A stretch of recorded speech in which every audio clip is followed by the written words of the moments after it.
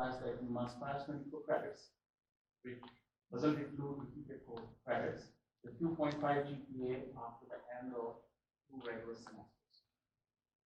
All right.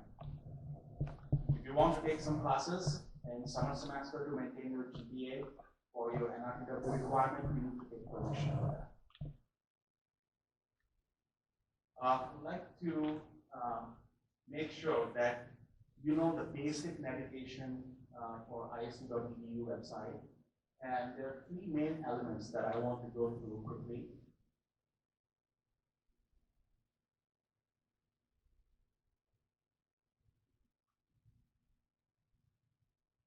So this is ISU.edu website. The 3 components that I'm talking about. When you go to the upper right-hand side, there's a link, right? It says quick links. Go ahead and click on that link. And then, under quick links,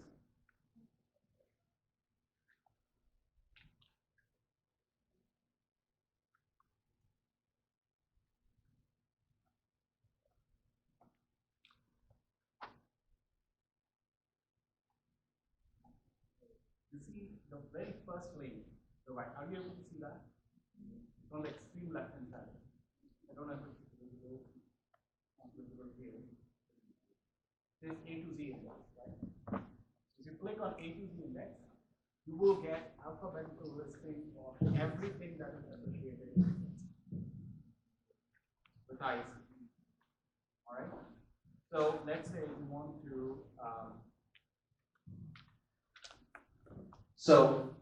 This list contains alphabetical listing of all the things that are associated with ISU. For example, let's say you want to know what are the kinds of majors and minors that are offered at ISU. In that case, which letter you would select? M. To select the letter M, you will see majors and minor links. Go ahead and click on that link. And depending on whether you're a graduate or undergraduate student, I'm clicking undergraduate students. And this gives you the list of all the majors and minors that are offered at ISU. If you want to know more about the majors, like what courses are required for that major, or what I will do with this major, this is the best resource for you. All right? Now, the second link that I want you to know is directories. Let's suppose you know the name of a person and you don't know the contact information for that person. For example, let's suppose you know my first name, Nitin, right? And you don't know where my office is located or where what's my email or phone number. In that case, all you need to do is just type the first name and hit enter. And there you go. You will get my information here. Okay? So similarly, if you know the name of an instructor, but you don't know where the office of that instructor is located or what's his or her phone number, this is the best resource for you to use. All right? Any questions? Okay. I will quickly go through some advising tips for you. As you are registering for the courses, hello, are you able to hear me? So as you're registering the courses, make sure that you have a balanced schedule. When I say balanced schedule, it means that you should not overload yourself with a lot of credits. Okay? From my personal experience, I've seen a lot of students are tempted to take 21 credits in their first semester. And guess what happens after the first semester? See, first semester is a time when you get to know your professor, you get to know campus. If you're living with a roommate, you need to adjust with your roommate. So many things to do in the first semester, right? So it's always good to start slow. Take 15 to 16 credits in your first semester. And once you end up getting good grades, then you will have enough confidence to take 17 or 18 credits. All right? And always make sure that you go through the syllabus and course expectations. Your instructor's office hours will be written on your syllabus. Make sure that you utilize the office hours. They are reserved only for you. Some students, they don't realize the value of office hours. They may think that if they're asking a lot of questions, it may go against them, but that's not true. In this culture, if you're asking more questions, that actually shows that you're interested in the subject. Okay? And if you're not asking questions, that's not going to help you. Okay? Make sure that if you're going to be absent for a couple of days, let your instructor know in advance. Okay, don't surprise him or her at the last moment and then go with some excuse. It's better that if you adopt an open policy and let your instructor know that, hey, I'm going to be absent from this to this day. All right?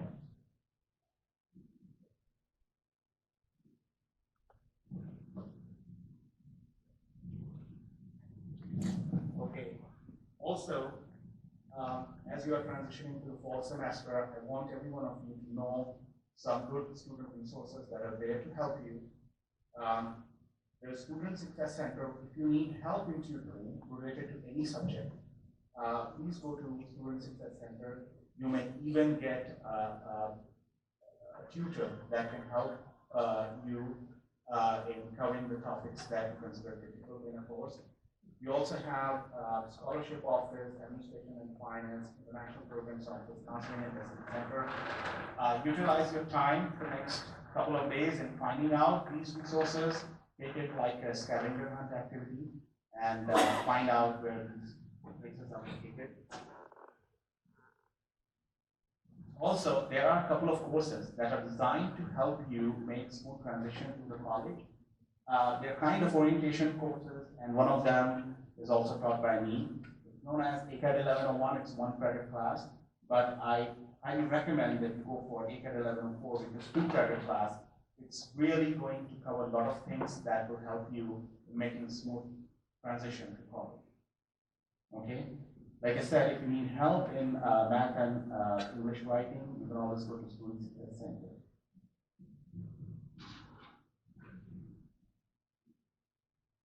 Any questions? No questions? Once again, I would like to remind you that I will be available in Rendezvous Room 213 from 12 to 5. I will work with you one-on-one if you need help in class registration. Okay, or if you have any other academic questions. Okay, thank you.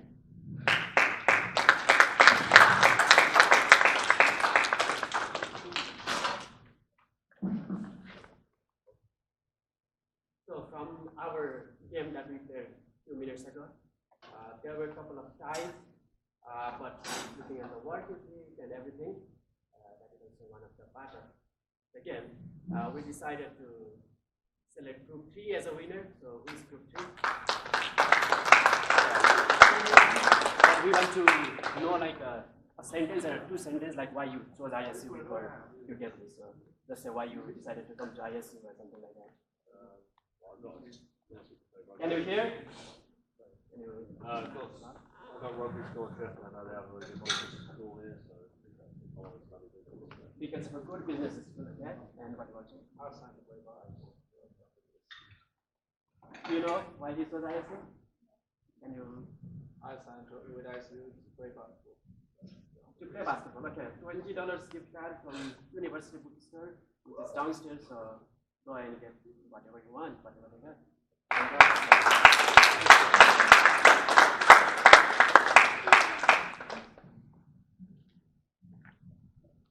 Okay, so we are going to talk about immigration regulation. It's going to be a lot of dry information, but before we do that, I want you guys all to stand up and stretch for a couple of seconds, and then we'll talk about immigration. Okay, you guys can stand up and just stretch really, really good. We still have some coffee in the back. Get some coffee, but yeah.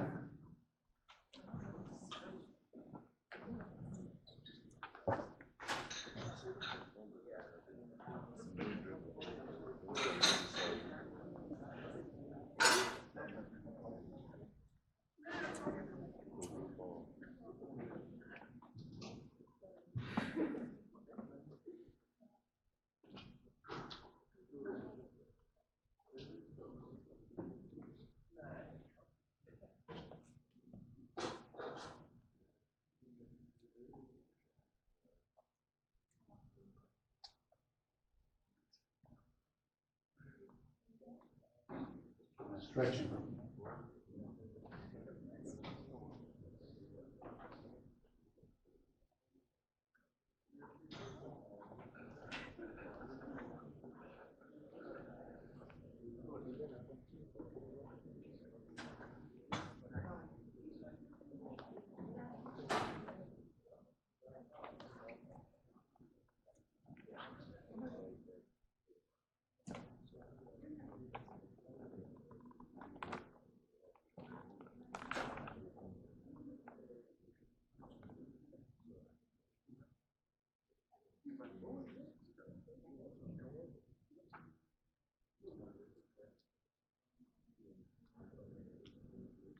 Okay, so as soon as everybody's back, we're gonna start.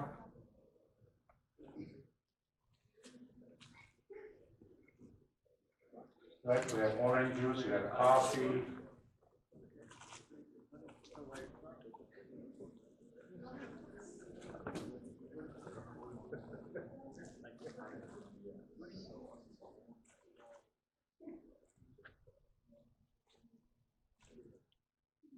Everybody back?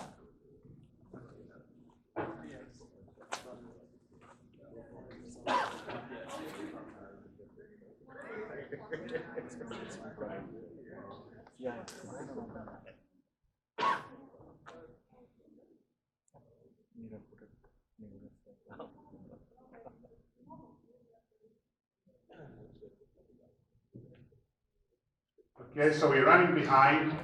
I think I'm just going to go and start our integration session.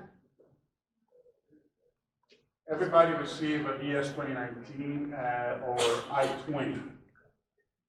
And on your I-20, it gives you a hint what the CIVIS means. Anybody knows? CIVIS, what does it stand for? CIVIS, how many paid for the CIVIS fee? You pay? You pay 350. You pay 350. Nobody paid 350? 200? 200? Pay 200? 180? $35? Good. You have a J here, J student. Exchange student over here. How much do you pay for CIVIS fee? 200, huh? Really? Yeah, it might be cheaper than that. Yeah. Okay, that's good. So CIVIS, I'll just give you a hand right there. Student Exchange Visitor Information System. So after September 11, the government put a system to track entries and exits of all non-immigrant visa holders. So official immigration check-in, I hope everybody has checked in as of today. If you have not done it, after this, or you can talk to the people, we have our student workers, they can collect your passport, a copy of your visa, I-94 if you don't have it.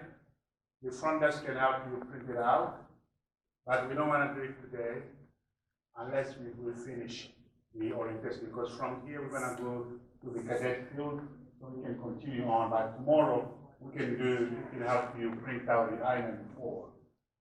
Make sure we have your address. If you live on campus, we need your room number.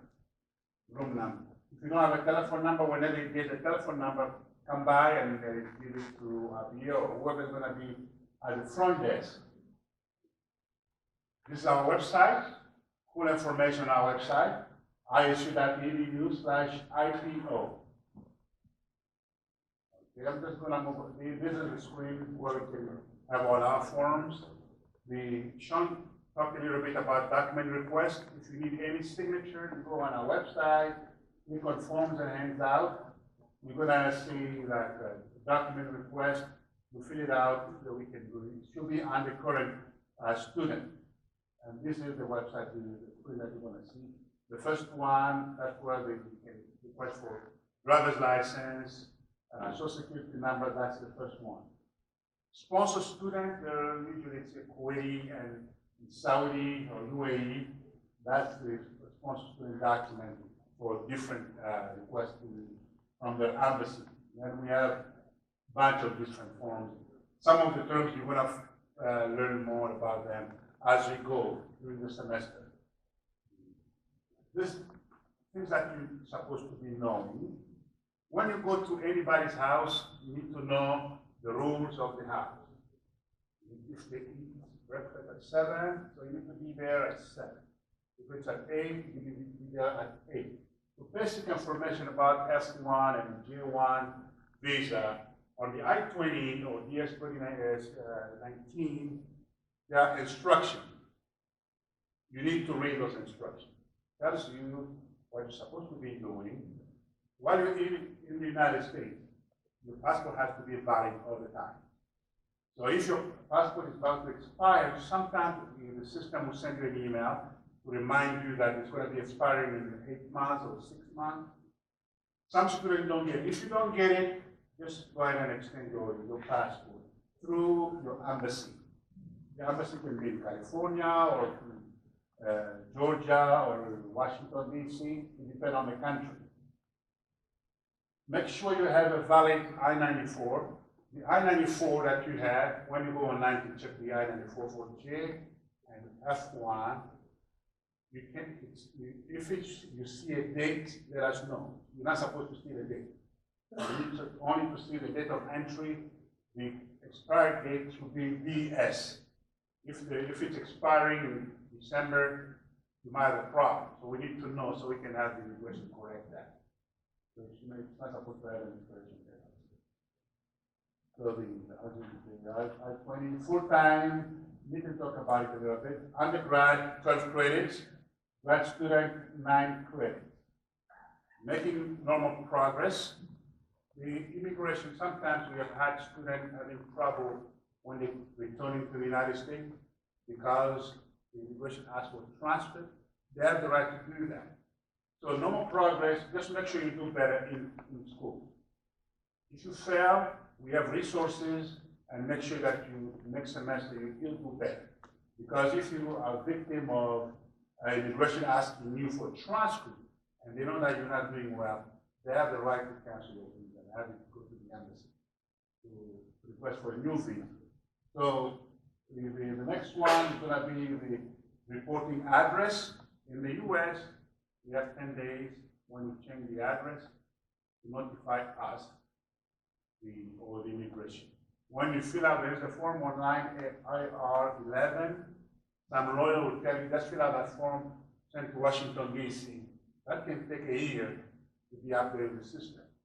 You come to our office, we do it in real time, to have the update. So it's better to come to our office so we can do that. Do not work illegally. Some of you will be going to the Social Security office to get a Social Security number because you've obtained an online on-campus employment. That Social Security will tell you that this is not a work authorization. So whenever you get that one, it's for you to work on campus only. Work off campus, you need special permission from our office. Do not ask your friend question about employment. Only our office. You can come. Don't ask your advisory department, how can I work off campus? They're going to tell you, hey, go look for a job at employment place. Then you get yourself in trouble. So any question related to immigration, you come see us. Don't explain about the alphabet. If I'm on vacation, you can talk to Khalil. If you're on vacation and need your advisor, you come talk to me or Sean. So make sure we do that. We're here to help you so that you can succeed. Sometimes you register early or late, you cannot find courses. Like grad student, you might not have enough courses, or the department tells you that there are certain courses that you're supposed to take, and because you're late, these are the only courses you need to take to be admitted. This can apply especially for pharmacy students. They have prerequisite courses that they're supposed to complete before they start coursing the program. So if you're not able to get a 12 credits or 9 credits, that's what we call reduced credit, reduced course load. You need to get permission from our office. Some student might say, okay, I already talked to the advisor because we need to notify the immigration that you are authorized to take 6 credits or 9 credits. And those are the the reason that you qualify for a reduced cost loan. Your advisor will have that requirement on the information sheet. The medical, if you're sick, as most of us who came from different countries, we don't express ourselves when you're going through depression. I think our counselor explained very well. It's very confidential. They're not going to share it with anybody. If you feel depressed, talk to them. When they put that on that form, we can authorize you to take less out. Final semester, you still have a long way to go. That also justifies the reduced cost load. And graduate student also working with Christian dissertation. I think we'll be talking about that as we go in the following semester. Yeah, the I-20 cannot expire. Like I said earlier, the passport has to be valid. Your I-20 has to be valid. If it's about to expire, you need to extend it 30 days before the expiration date. How to get a social security number, you need to get employment on campus. If you find a job on campus, they will send you to HR will give you a slip, which will tell you to go to IPO. The front desk will give you a form for you to take to the department. Make sure the department fill it out completely. Sometimes they leave out the signature or they don't print the name. We don't want to send you back. So make sure they fill out that form completely. It's the Social Security form. Employment opportunities overview.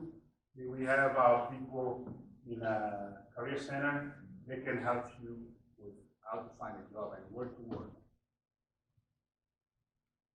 Do not lose any of the I-20 because we charge for lost I-20 to reprint them, $100, not cheap. Make sure you keep them at a safe place. Some of you, I came to the United States before you were born. I still have that my I-20. It's still clean in my I-94. So make sure you keep the immigration document as clean as possible. So keep your passport valid and make sure you get it renewed at least 9 months before the expiration date. I think it's good, right? Yeah. Thank you. You can stretch again.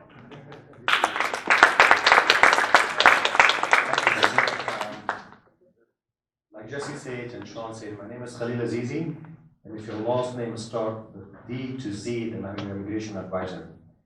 Before I talk about this immigration stuff, I want to tell you guys that I came as an F1 student here 12 years ago, here at ISU, and I decided to stay. So what you guys are going through, I totally understand and I get that. And we are here to help you guys with that transition. Immigration information is very, very dry information, and we are a little bit behind on the time to make it very short. So feel free to come to our office and talk with us. So thank you, Jesse, for covering all the basics. I feel like you covered my section too. So you all have a visa. Besides Canadians, everyone else has to have a visa to come to the US. There's a little bit of confusion between visa and I-20. So visa is only a document for the airlines company to get you from your country and bring you here in the US. So as soon as you arrive in the US, then your I-20 become your visa. When you come to the US and you have a valid I-20, even though if your visa is expired, and that's okay as long as you have a valid I-20 passport, you can stay in the US and continue to go to school. So if your visa expires and you have a valid I-20 and you are continuing to go to school, you are in good hand. So you are legally in the United States. Like I said, visa does not affect your immigration status because your immigration status is your I-20. And you need, if your visa expires and then you have a valid I-20 and valid passport when you're traveling overseas, when you come back to the US, you have to have a visa. If your visa is expired. If your visa is not expired and you have a valid I-20 or valid passport, you can come back to the US. So you can find more information about the visa on our website, office website. If you need to renew your visa, please come and see us. There are some documents that you need to complete, and then we will sign the documents for you so you can go, when you go traveling overseas and apply to renew your visa, so that document is kind of like a supplement to your visa application. Your I-94, this is a very old version of I-94, but you guys can go to the website to access your I-94. You can print it, or you need this I-94 card for your social security number, for driving license, and for more. So it's your responsibility to print a copy of your I-94 to make sure all of the information are correct on it. If something is not right, if your name is spelled wrong, whatever that is, we come and talk with us, and we will talk with immigration, we will fix it. So don't wait for it, just check it as soon as you can, because the longer time passes and the harder it gets to approve it or change it. Like before I said, all of these documents, they are your documents and they are your responsibility. So if you're coming for a school for 4 years or 2 years or 5 years, so we will give you an I-20, and then you have to monitor your I-20 to make sure it does not expire. If you are here for 4 years to school, and then you're not going to graduate in 4 years, so before your I-20 expires, a couple of months or a semester before, come and talk with us, and we will extend your I-20 for 1 more semester or 2 semesters, as long as you meet all of the requirements. And we will give you guys more information on that when you come and talk with us in our office, because every case is different. So the expiration date on the I-20 is on the first page on section 5. So it will show the start date and end date of your program. Most of the international students, including me when I came here, I came for 4 years of education here, but I did not graduate within the 4 years because I had to take some extra classes. So, and I had to work with Sean at the time. He was my immigration advisor, and he was extending my I-20 for me. So the same thing for you guys too. If you know you're not graduating within the 4 years or 2 years or 5 years PhD program, you come and talk with us and we will extend the I-20 for you. And you don't need a visa to extend your I-20, so we can do it in our office for you guys. All of your information on your I-20 has to be valid. It's your responsibility to make sure all of the information is correct and they are spelled right. If you find anything is not right in it, come and talk with us and we will fix it for you. So the earlier, the better. Education level, we had students who just came actually, I don't know where he was from, but he was a PhD student, but in I-20, we made a mistake, an error, so we made it a graduate school or master's students, and then he came and then we fixed it for him just in a couple of minutes. And if any information is not correct on your I-20, please let us know. Just make sure to, your major is very important, because after your graduation, if you choose to apply for work authorization, then that code on your major plays a big role in your OPT or employment authorization card, which we will talk a little bit more about it in the future.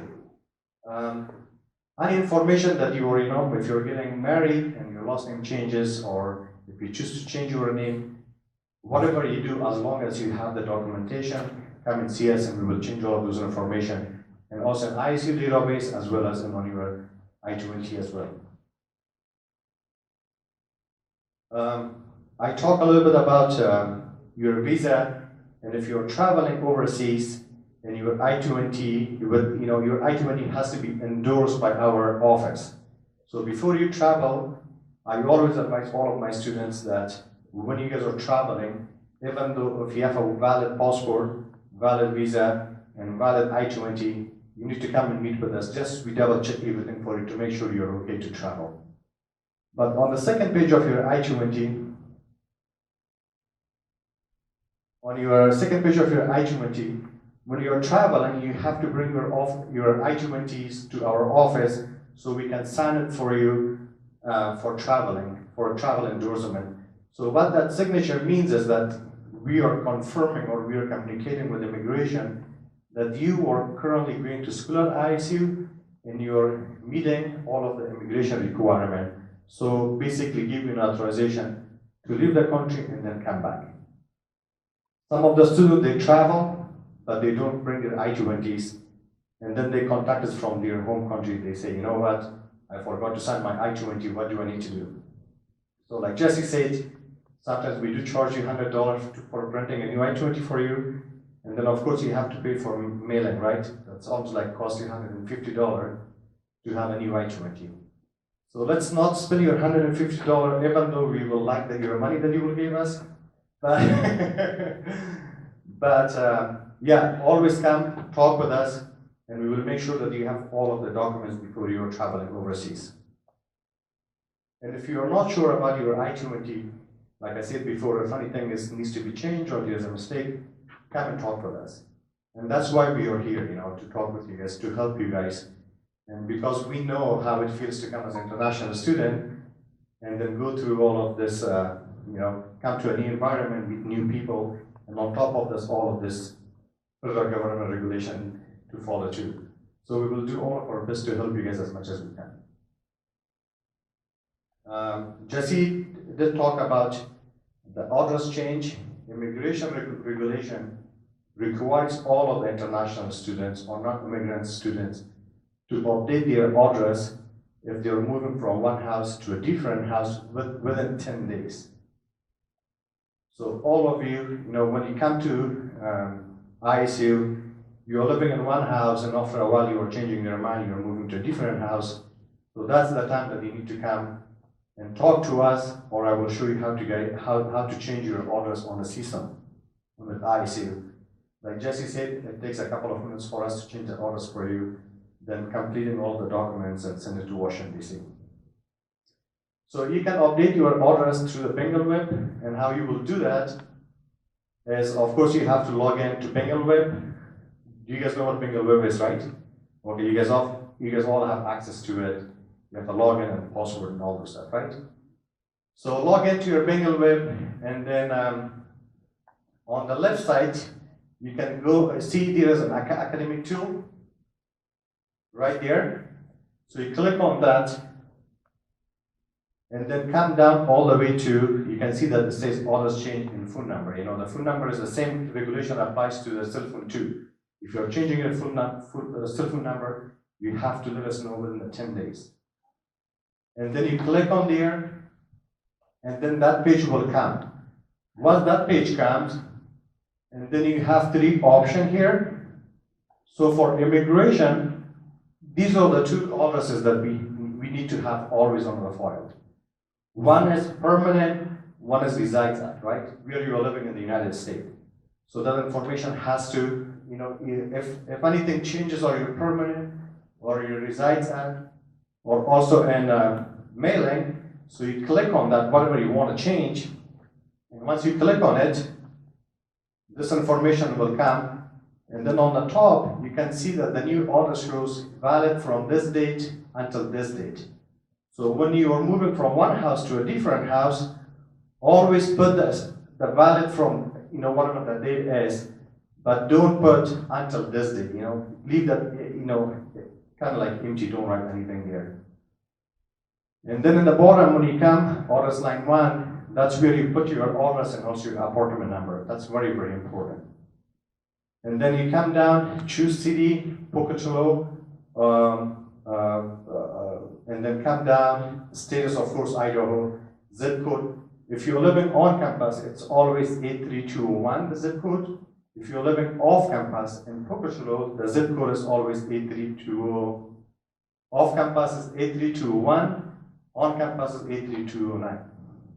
And once you do that, and then you just click on submit at the bottom, and that's how you change your address. Any question on how to update your address or how to come and just talk with us, and we will do it for you in a couple of minutes, yeah. Okay? So we will have a raffle at the end of this presentation about immigration. If we ask you a question and you answer it, we will give you a speaker. So just take notes and listen to all of this very carefully. Jesse talked a little bit about the employment, the difference in employment between on campus and off campus.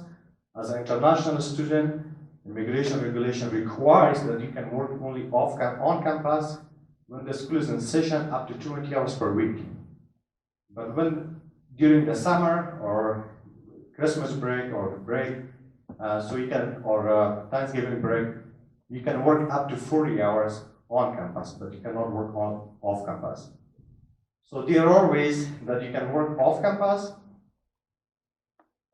Like I said, you can work full time. When I say full time, it is between 20 to 40 hours anytime, any hour. So that's defined as full time.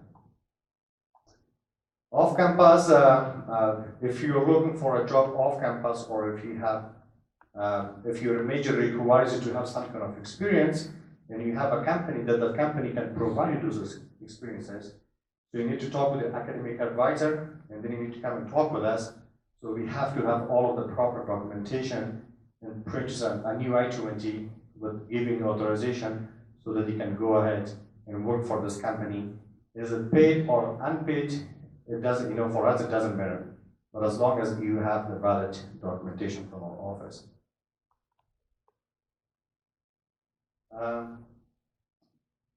Economic hardship, some of the students when they come here, they lose their sponsor or their government or their family members, or they don't have money. There is a way that you can apply for off-campus job or economic hardship, but to do that you have to come and talk with us, and we will help you on with that too.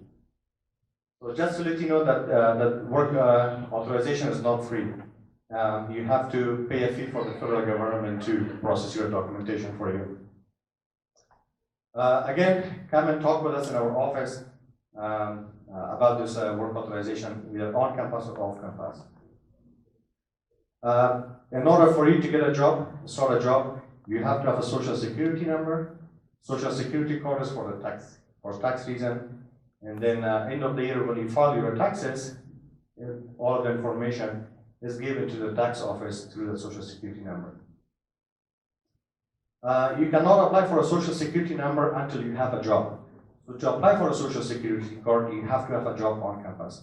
How you will find a job? We will have some people actually after this presentation to come and talk with you guys to show you guys some of the way to find a job on campus. And a lot of the students, they come to the US, and then as soon as they arrive, they find a job, and they haven't registered for their classes, or we haven't registered their service record with immigration, so they want us to send all of those documentation for them. And that's not how it works. So you have to register for classes, we have to register your service record with immigration, and then we will send the social security letter number card, so you can go to social security office.